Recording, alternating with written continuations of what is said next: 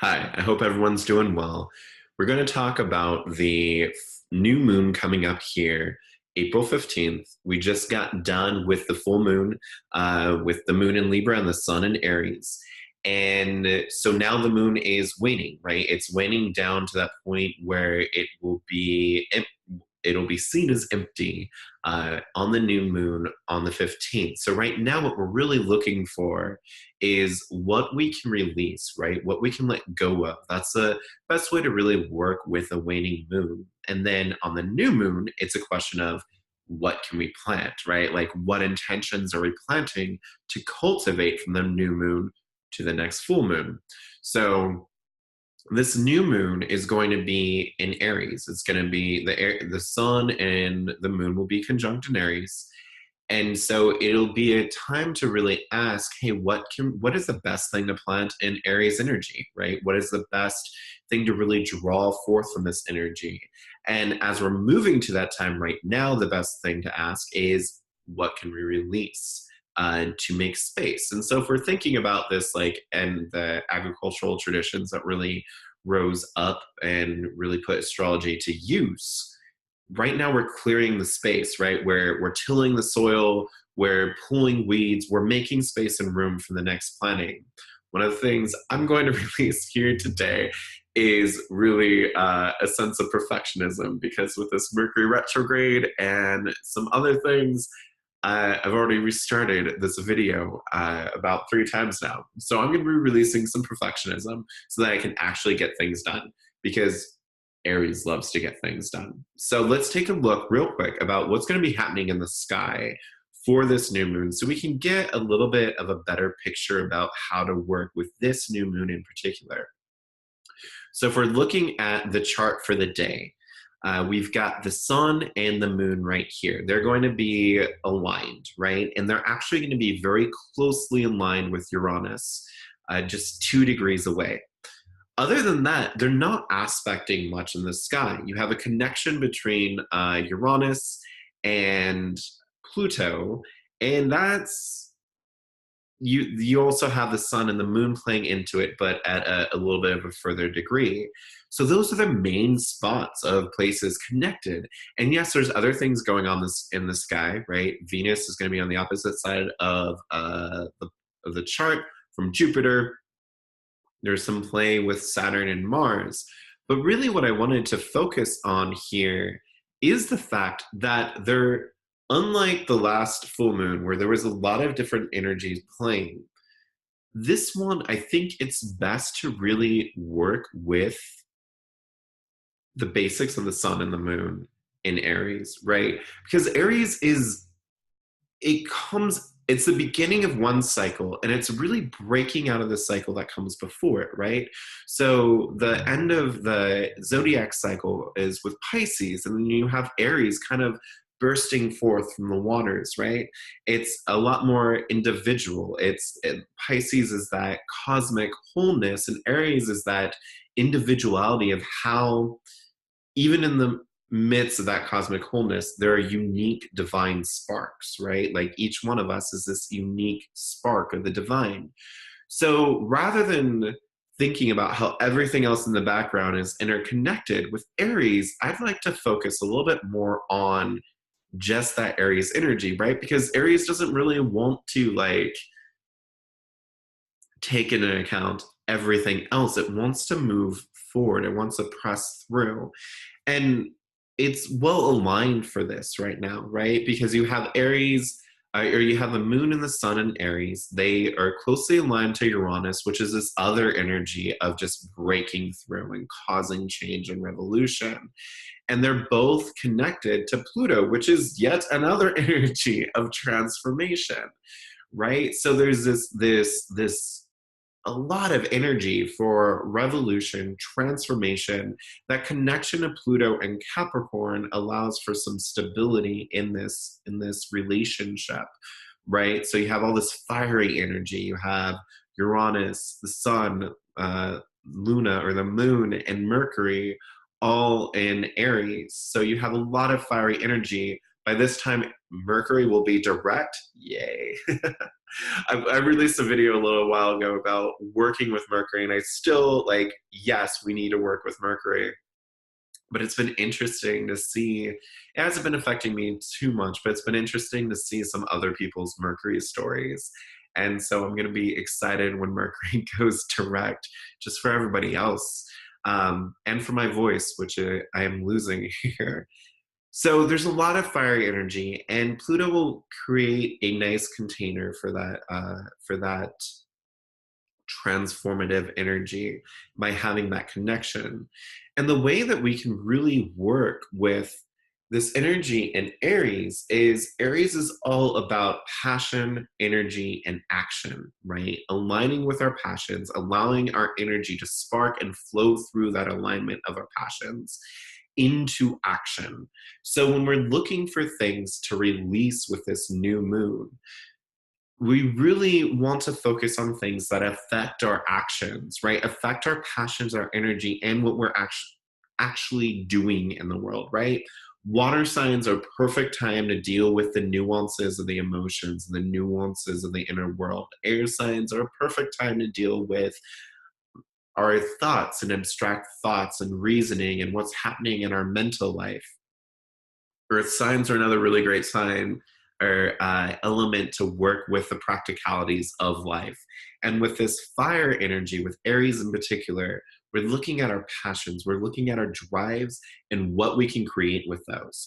So when we're moving through this waning phase and the moon is becoming less bright in the sky and making space for this new moon where we'll do our planting with Aries, what we really, really want to look for and really want to look at is releasing the things that get in the way of our passion, get in the way of our energy, and get in the way of us actually doing things, right?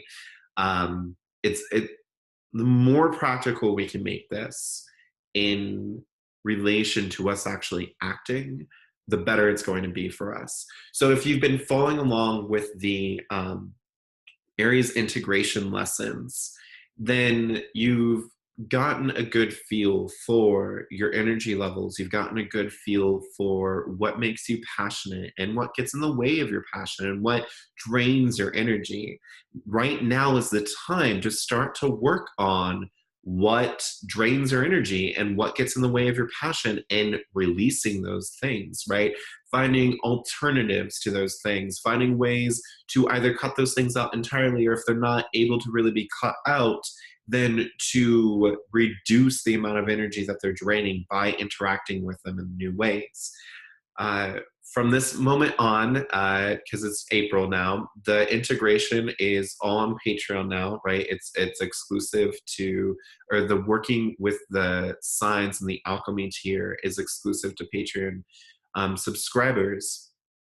But there's still those posts on the Facebook group and Patreon that have been open all the way through March. So if you haven't checked out those Aries integration posts, I would definitely check those out because those have been released for free, and really be working with that passion and that energy journal to figure out, hey, what amps my energy, what amps my passions, and what am I passionate about, and what takes away from my energy and takes away from my passions, and start to work on cutting those things out. And here, and like, make use of this post, right? Make use of this post, make use of this video, make use of the write-up, and comment here, right? If you start to see patterns of what gets in the way of your energy, what gets in the way of your passions, comment here and let's brainstorm this.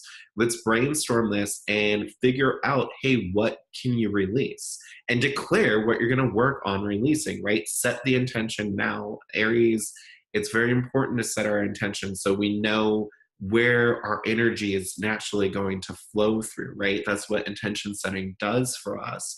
Is it sets the intention, it sets the goal, and then we can, the conscious and unconscious mind can work together easier on channeling energy into that goal and into that intention, and recognizing when it's starting to get derailed, right? And bring it back because we have our intention set and we have our goals set. So use this time to declare what are you releasing? What is getting in the way of your passions? What is getting in the way of the fullest expression of your energy and your action, your passion, your energy into action? This new moon is going to be the best time to really plant the seeds for those activities of transformation that we want to see grow throughout the year, right? Where with Aries, we're connecting to our passions, we're connecting to our energy, and we're wanting to turn it into action. It is the what is it, Josh? It is the cardinal sign of the fire realm, right? And the fire element. So it is an initiating sign. So this is the time to really plant the seed to initiate um, what we would like to see grow throughout the year. And in the internal world, but also very much in the external world, right? Because Aries likes action, it likes to get things done. So, for instance, Cancer will be a cardinal sign in the water realm. So, that'll be a great time to look at what we want to start and nurture and grow in our emotional realms. This is going to be a really great time to look at what are our passions, how do we put that into action, and what do we want to grow this year through that work, right? The sun and the moon will both be in Aries. And so, what that means is it's a great time to align with our passions in the external world and in the inner realm and really just let them flow through completely from the depths of our core out into the world around. So, that's what we'll be making space for and room for. Sorry, congested. Yeah, so as we're working with the waning moon and we're releasing, that is what we're releasing for, is that seed planting that we will be planting with the new moon. And what we're looking to plant is that passion into action, right? What does that look like for you? For me, what does it look like for me? For me right now, it's going to be continuing to work on this course, continuing to work on my business and working with people on their transformation, and also starting to really work with a lot more on collecting people's stories, right? That's something I'm passionate about, is people's self-expression and their stories. And I'm going to be going digital nomad here in the next year to be collecting people's stories. Kind of really scared about that. So Aries energy is a great energy to pull up. I'm excited, but I'm also really kind of scared about like, oh, completely foreign countries and like doing something completely new. Aries energy is going to be the best energy for me to be able to really put to use for this, to cut through the fears, to cut through the doubts, and to make very real action plans, put these things into motion, and express my passion and use that Aries warrior energy to really be my vanguard so that my passion can flow through and I can cut through the fear and I can cut through the doubt and I can make this happen. So that'll be one of the seeds I'm planting for the new moon. And I say one seed, one of the seeds. It really is best to try to focus on like one or two things, right? We don't want to be like, here are 30 different things we're going to plant with this new moon, because it's hard to stay passionate about 30 different things, right? So the main passions for me are going to be working with people on their transformation. The ways that I do that is with this class and one-on-one with clients, and also through astrology readings. And then working with that storytelling and collecting people's stories. And the way I'm going to be doing that is on my Living Alchemy page and traveling the world and lining up interviews.